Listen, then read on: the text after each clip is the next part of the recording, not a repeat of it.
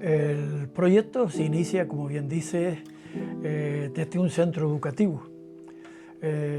Bueno, entendíamos de nuestra cultura popular y tradicional, pues tenía un gran valor cultural, porque de alguna manera refleja la identidad de los pueblos.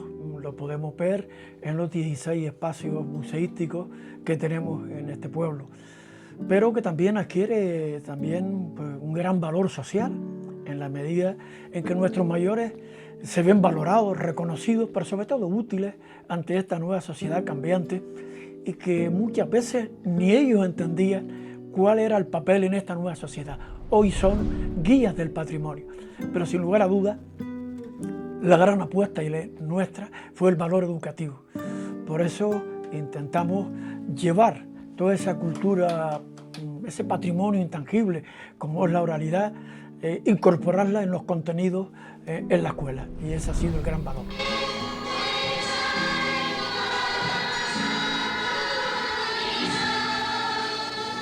Sí, se inicia en una residencia escolar. Bueno, a principios de los 70, con la reforma educativa, donde había que cursar lo que se llamaba antes la segunda etapa, alumnos de los barrios alejados, como Tasarte, Tasartico, hijos de pastores, de guardianes de las presas, había que meterlos en un centro. Bueno, la experiencia al principio resultó, bueno, los padres no entendían sacar los niños del entorno.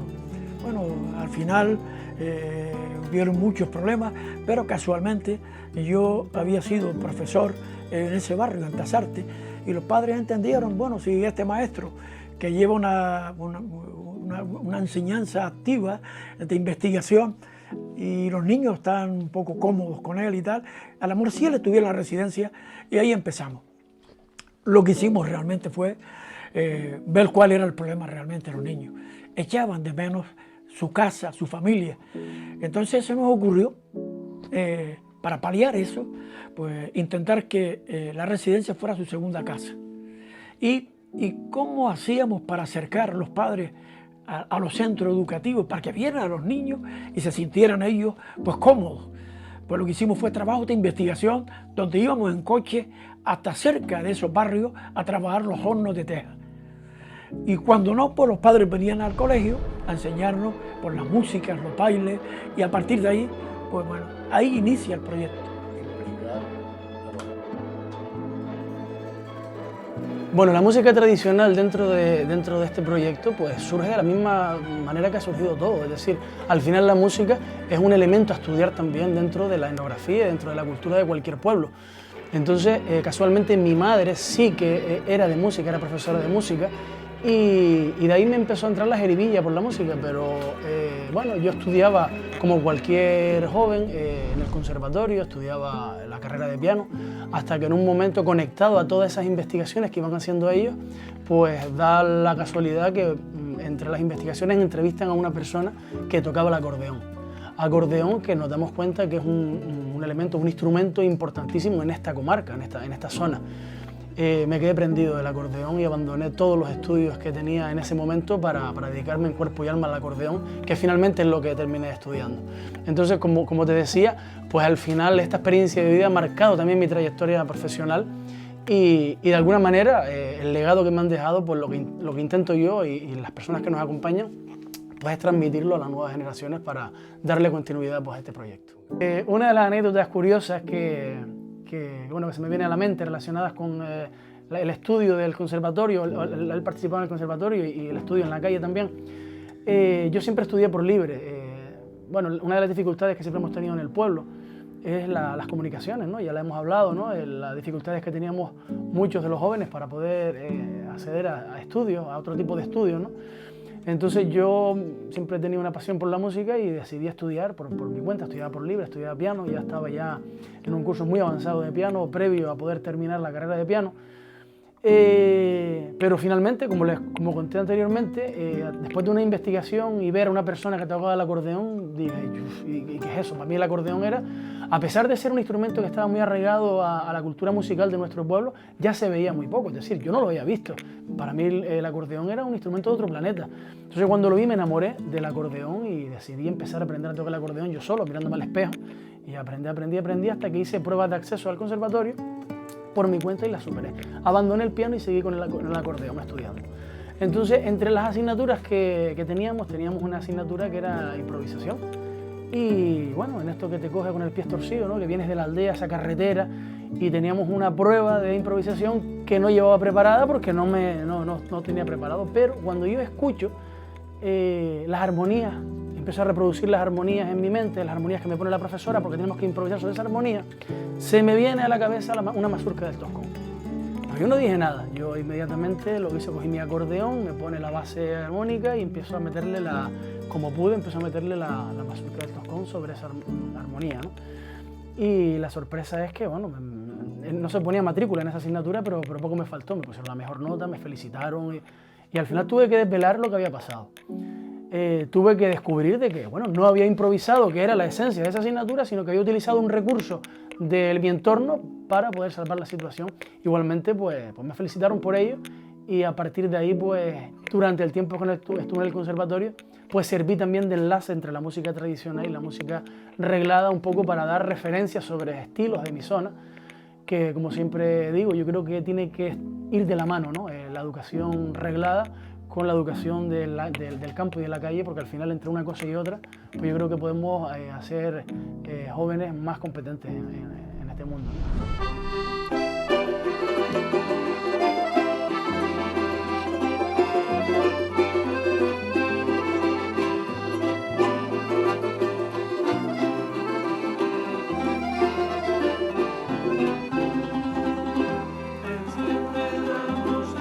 Sí, efectivamente es algo que se escucha muchísimo porque los recursos que habían en la época pues no eran los que tenemos hoy en día, que tenemos muchas facilidades para conseguir cuerdas o conseguir cualquier tipo de instrumento.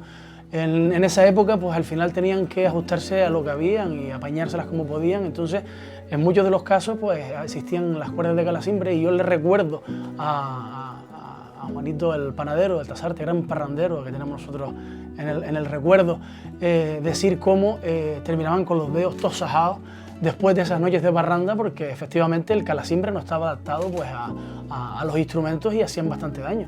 Sobre todo hablamos de que en esa época las parrandas o la música no estaba regulada como ahora, ¿no? Que los músicos pues, tienen un horario para tocar. Antes las parrandas empezaban con el día y acababan con el día también, es decir, la noche la pasaban completamente de parranda y animando los bailes, efectivamente.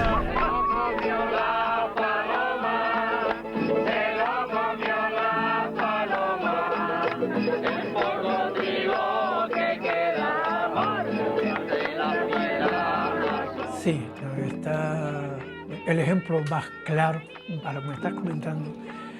Hay un señor, nosotros tenemos grabaciones de personas centenarias del baile del niño en el auto de Reyes, en el rancho de Ánimas el día de Navidad. Pero claro, no lo describían con esa precisión porque eran personas muy mayores, algunas ya oían poco. Y justo hace unos cuantos meses grabé a un señor que creo que era interesante porque era una persona culta, era el almacén de empaquetado, es de su familia, tiene 100 años, y entonces le hice una entrevista sobre los almacenes y sobre la vida y tal, y del pleito de la aldea, porque su familia le compró también en este caso. Y al final se me ocurre preguntarle, ¿usted se acuerda del rancho de Ánimas? Y dice, sí me acuerdo. Digo, sí, se acuerda. ¿Y de qué se acuerda usted? Hombre, que de que me acuerdo, que entraba al rancho cantando, bailando y besaban al niño. Digo, ¿pues usted se acuerda de eso? Y dice, yo era el monaguillo, 100 años. Imagínate, si hubiese ido con él. Afortunadamente vive todavía. Pero a lo que tú decías, o sea, esa memoria se va y es un dato importante para nosotros volver a devolver ese baile del niño que se hacía en los ranchos de Ánimas el día 24 de la noche.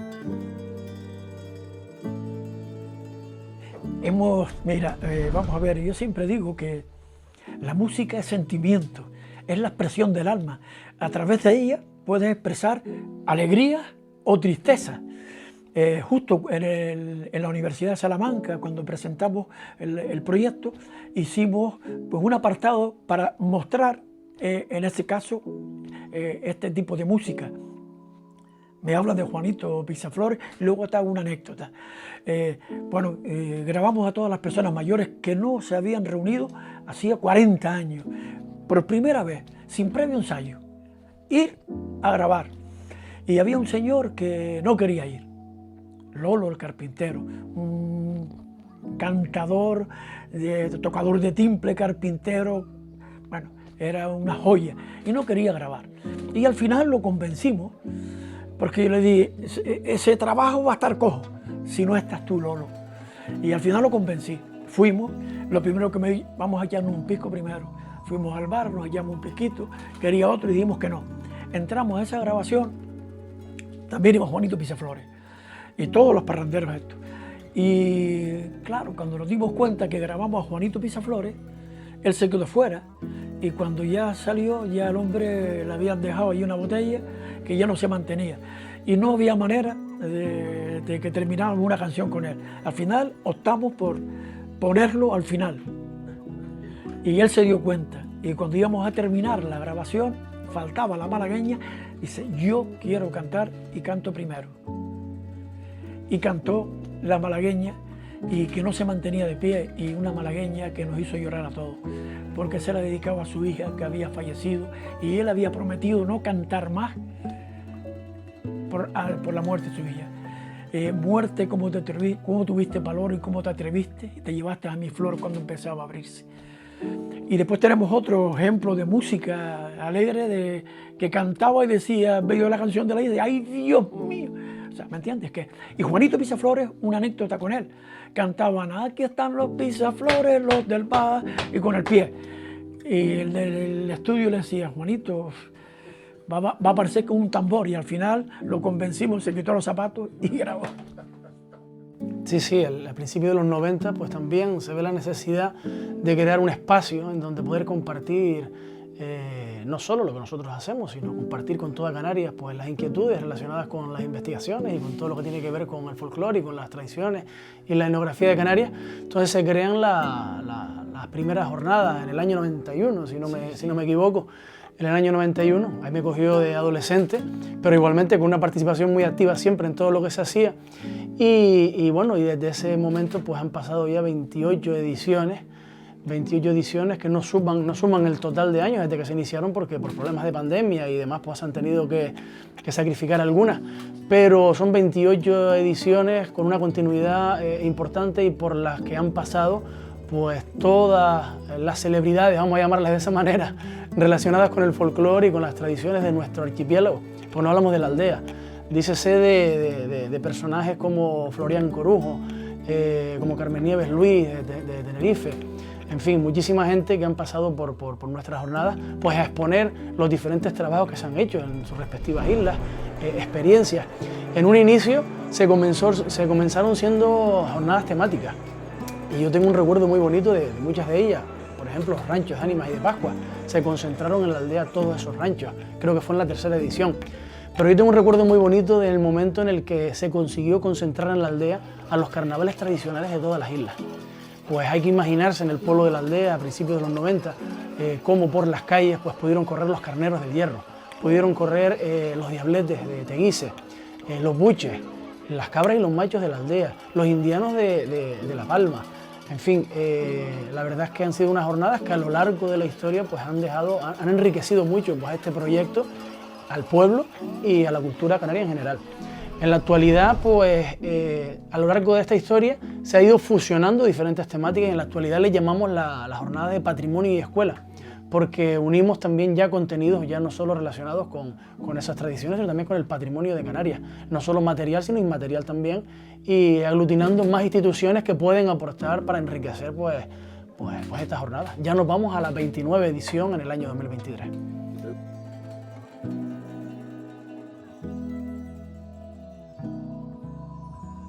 Estaba en Las Palmas y casualmente me llama el presidente y me dice, quiero comunicarte que han sido premios de Canarias y estoy fue en este caso Román Rodríguez, y dice, estoy súper contento porque encima, por mayoría absoluta, te van a llamar para pedirte el nombre. Digo, no, yo no, dice, el de Lidia. Digo, no, tampoco. Dice, bueno, ya te llamará. Entonces el de protocolo me llama y me dice, bueno, mira, de protocolo y tal, para que me dé el nombre. Digo, no, los nombres. Dice, no, el nombre. Digo, no, son varias personas. Dice, no, eso no puede ser de ninguna manera, porque, pero bueno, ya cuando la época de los sabandeños, cuando el premio Canarias sabandeño, hubo dificultad para que subieran más personas y no queremos sentar precedentes. Digo, pues no vamos a ir nadie a recoger.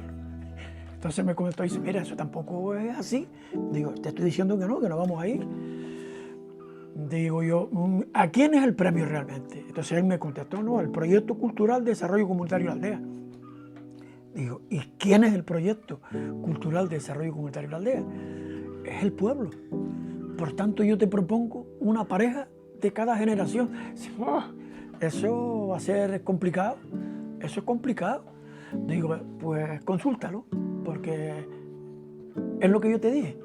Al poco tiempo me llama otra vez, dice, mira, ya lo consulté, pero efectivamente, pero bueno, pero que sepa que suben todos, el más chico hasta el mayor, pero el que recoge, el que se queda, es el mayor. Digo, vale.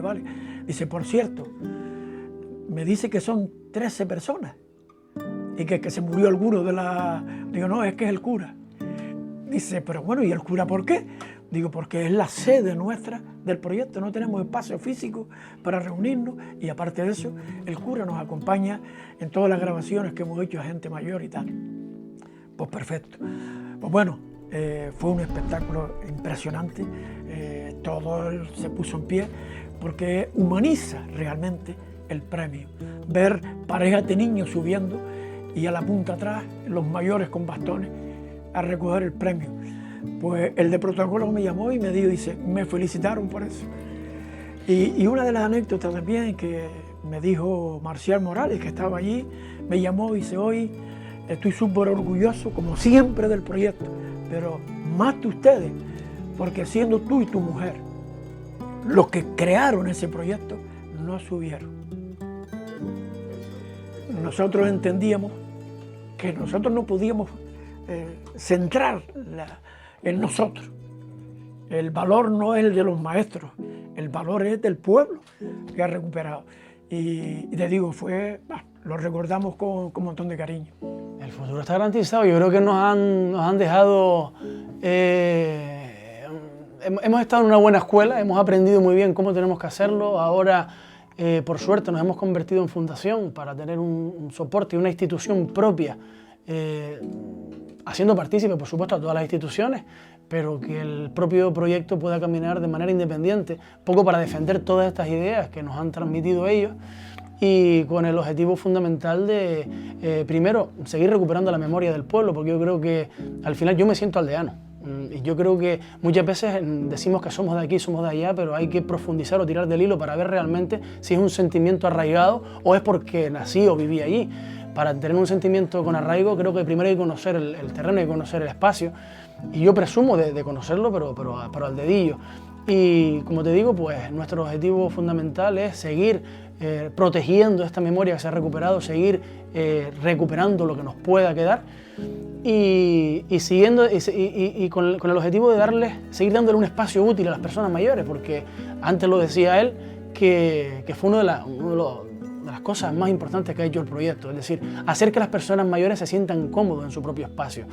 Es una guerra porque ponemos el ejemplo de Mamina, ¿no? Cuando se le llama, se le manda un mensaje, Mamina, tenemos un grupo, ¿estás bien?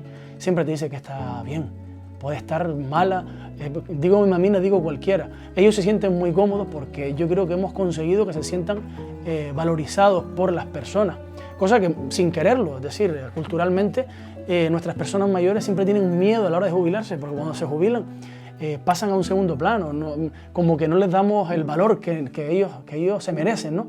Que se sienten protagonistas de su propia historia y en este caso, pues ellos protegen sus espacios, protegen su discurso. ¿Por qué? Porque ahora se dan cuenta de que su vida es importante para los demás. Y yo creo que todos nos debemos ver proyectados y reflejados en la vida de ellos para poder ser mejores personas y poder aprender más. Así que protegido creo que lo tenemos y vamos a seguir caminando con este proyecto todo lo que podamos.